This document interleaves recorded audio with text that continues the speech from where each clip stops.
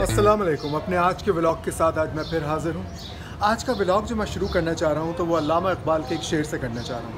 शेर कुछ इस तरीके से है कि फ़ारिग़ तो ना बैठेगा महशर में जुनू मेरा, फ़ारिग़ तो ना बैठेगा महशर में जुनू मेरा, या अपना गिरेबां चाक या दामने यज़दां चाक।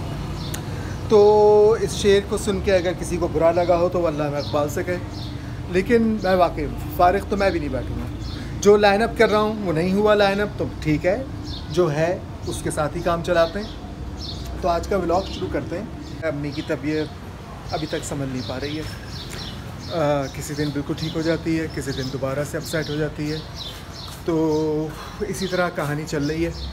मैं भी जिन चीज़ों के इंतज़ार में हूँ वो चीज़ें अभी तक हो नहीं पा रही हैं, देखते हैं कब तक होती हैं।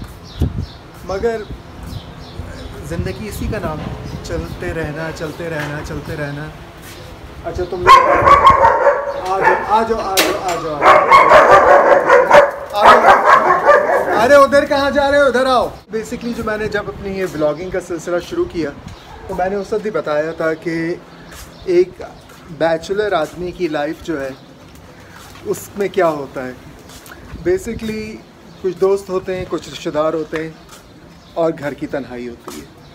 तो आज मैं भी इसी सिचुएशन में हूँ कि मैं इस वक्त ना मेरा कोई दोस्त है सब मेरे साथ, और ना ही किसी रिश्तेदार के घर में गया, और तन्हा अपने कुत्तों के साथ। तो आप लोगों को सोचने के लिए लगता होगा कि ये किस किस्म की लाइफ है, मगर ये इसी किस्म की लाइफ है जो मैं जी रहा हूँ। कुत्ते जो हैं ना इस वक्त अपने फुल जुनून में बाहर निकले हुए। आज बेसिकली हमारे यहाँ पानी भी आना, मेरा हाथ थक गया इस तरह करते करते। तो आज ओवरऑल थोड़ा सा दिन स्लो ही रहा, काफ़ी स्लो रहा दिन। बेसिकली जो उम्मीद थी, जब उम्मीदों पे चीज़ें पूरी ना उतरें तो आदमी का मोरल जो है वो काफ़ी नीचे आ जाता है।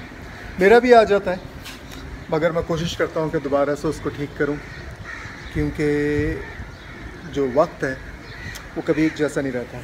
वक्त को बदलना तो, अरे भाई हटो, वक्त को बदलना तो होता ही है।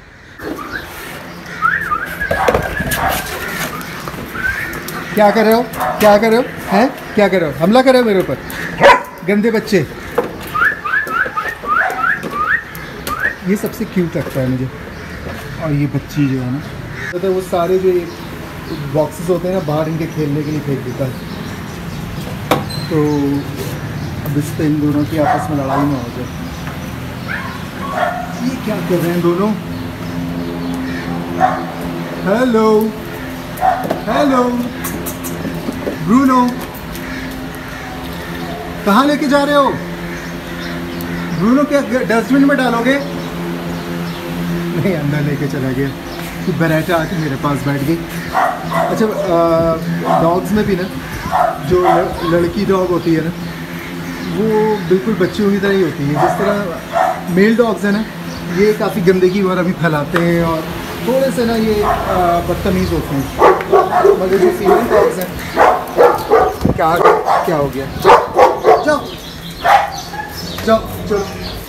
जो फीमेल डॉग्स होती हैं ना उनके अंदर एक नेचर होती है, वो आगे आवारा जा रहा। अच्छा तुम लोग अब अंदर जाओ, चलो चलो अंदर जाओ, चलो आ जाओ, चलो चलो अंदर, चलो चलो जाओ अंदर, अंदर अंदर अंदर अंदर, जोलो अंदर जाओ, चलो गुड बॉय।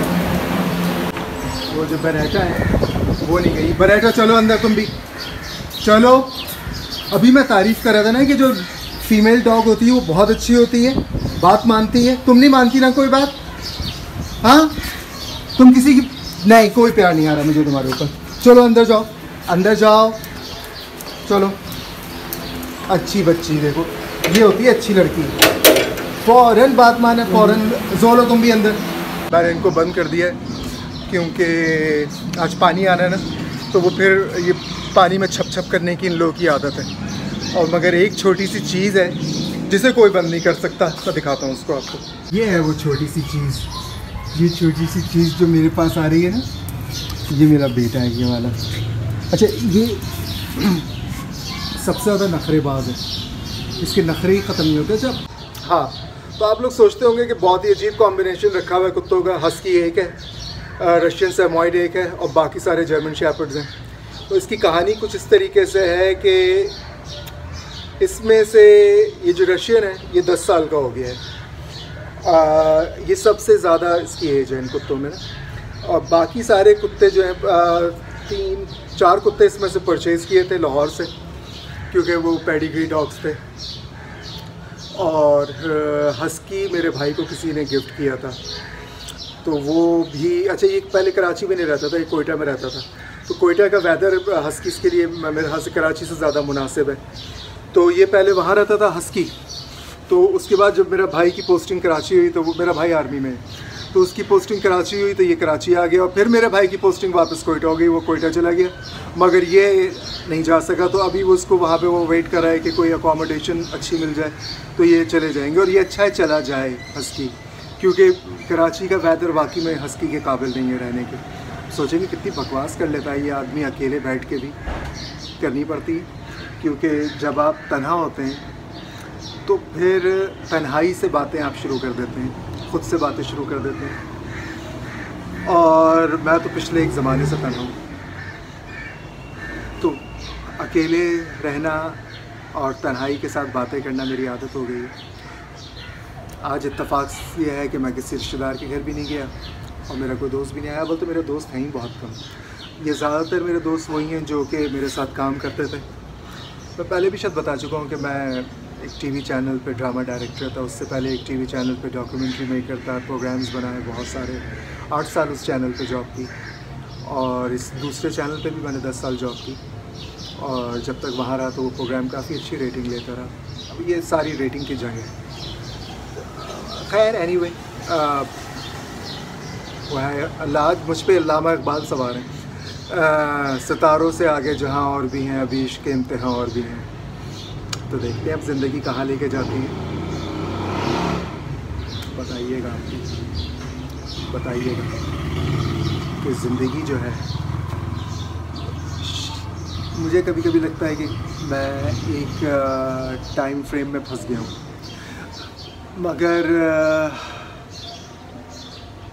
पता नहीं टाइम फ्रेम में फंस गया हूँ या ज़िंदगी इसी तरह चलती है, हर एक की ज़िंदगी ऐसी होती है।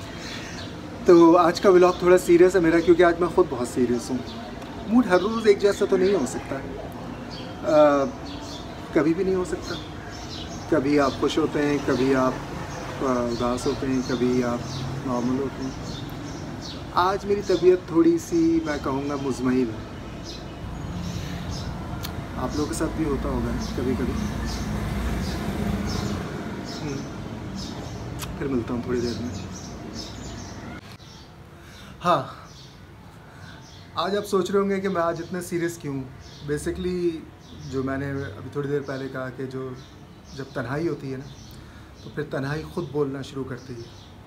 अब वो ख़ुद बोलना ऐसे शुरू करती है कि मैं अपनी ज़बान से बोल रहा हूँ। ज़ाहिरी बात है, एक मीडियम तो चाहिए ना उसको, जिसके ऊपर वो बोल सकती है। ज़बान चाहिए, तो वो ज़बान मेरी है इस वक्त। तो आज मैं वाकई में बहुत ज़्यादा अपने आप को तन्हा महसूस कर रहा हूँ। मुझसे किसी ने कहा कि तुम अकेले बोलते रहते हो ये व्लॉग के अंदर। मेरी अम्मी ने ही कहा कि वो फैमिली इंटरेक्शन नज़र नहीं आता तुम्हारे व्लॉग में। तो फैमिली इंटरेक्शन नज़र आएगा कैसे जब मैं हुई तन्हा? तो जो एक तन्हाई है उसी वही नज़र आ सकती, और वही नज़र आएगी आज के व्लॉग में, क्योंकि आज मैं वाकई में बिल्कुल तन्हा हूँ। अच्छा, तो अपने व्लॉग को आज यहीं ख़त्म करता हूँ। अभी अम्मी को फीवर भी आ गया है, और मुझे लगता है कि अब वो सिस्टोस्कोपी वाला जो प्रोसीजर है करवाना ही पड़ेगा। इस वक्त भी अम्मी को फीवर 101। तो और मैं पहले भी बता चुका हूँ कि जब अम्मी बीमार होती हैं तो मैं वैसे ही बहुत ज़्यादा डिप्रेस्ड हो जाता हूँ। चले, आज के लिए इतना ही। अगले व्लॉग में दुआ करिएगा। आप लोगों से रिक्वेस्ट है कि मेरी अम्मी की तबीयत ठीक हो जाए, अल्लाह उनको सेहत दे। चलें, मिलते हैं अगले व्लॉग में। टेक केयर, खुदा हाफिज़।